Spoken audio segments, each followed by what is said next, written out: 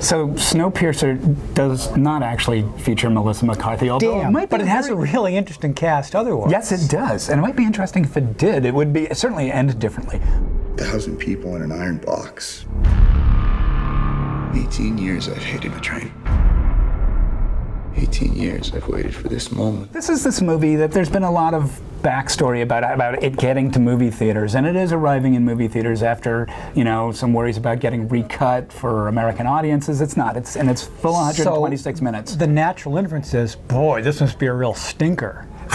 But in fact, it's quite remarkable. I'm not going to say it's a perfect movie, but if you are into dystopian science fiction action visions, you know, along the lines of Blade Runner or Brazil or that kind of thing, nobody's really done it right. But Bong Joon-ho from Korea has made his first English language film with an international cast. This is a movie that takes place about 20 years in the future. Earth has become a frozen ice cube because the scientists were trying to cure global warming and they got it wrong. And what's left of humanity is on this train that never stops and circumnavigates the globe once a year, and the rich folk live in the front and the poor folk live in the back, and the poor folk have had enough, and the movie is them fighting their way car by car, and each car is a new planet practically, trying to get to the front. Chris Evans is in it, Octavia Spencer is in it, John Hurt is in it, Ed Harris is in it, Tilda Swinton is in it as the bad guy's sort of factotum, and she's like the scariest homeroom teacher you've ever seen. This is a remarkable film in that it is visualized